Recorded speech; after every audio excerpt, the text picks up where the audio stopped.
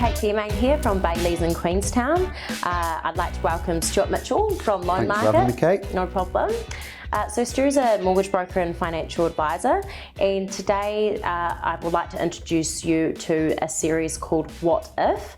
That series is based on my recent experience purchasing a property here in Queenstown, where I found myself asking very real questions based on particular situations caused from COVID-19. Luckily, I had some great experts around me, and they're going to join me in this series moving forward and discuss various scenarios property owners may find themselves in moving forward in today's market. And that leads me to my first question with Stu. So essentially, about a year ago, purchased a property off the plans. I got a finance approval for that property. I've signed a contract, paid a deposit. However, unfortunately, my income's now dropped to 80%, and I'm no longer sure if the bank will service that mortgage. What can I do from a finance perspective moving forward? So the key part is communication. Once you know your position has changed, you need to contact us or your relevant advisor or the bank directly to highlight this, because it won't go away. Do not bury your head in the sand. When we go to produce the mortgage documents, they will ask if your position has changed. So it is going to be highlighted sooner rather than later. So better to take control, contact us immediately. And once you've contacted us, we'll review your new financial position.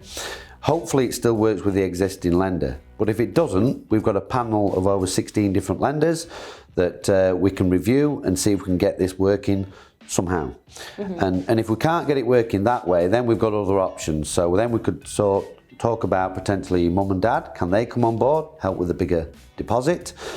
What about a friend or a family member that might actually want to come onto the mortgage to boost the income to get it to a level that we need to? And also potentially maybe vendor finance, depending upon the situation. So we've got all those options to exhaust before it becomes an issue, and hopefully we can get it over the line with one of those issues. Okay, well, it sounds like we have a few options, but what if you've exhausted all options and unfortunately couldn't quite get there and couldn't get us over the line in terms of finance?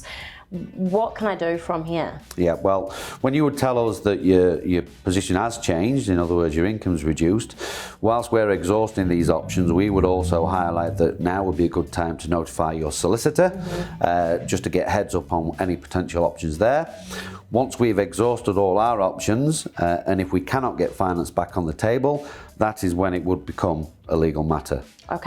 Okay, and that would actually lead us into episode 2 anyway, as Graham Todd's going to be joining us from Todd & Walker, and he's going to be discussing essentially the legal process from here with a very similar question and scenario I've asked you today. So thank you so much for listening in, and if you have any questions at all for either Stu or I, please just give us a call or an email. We are available and we're here. Thank you.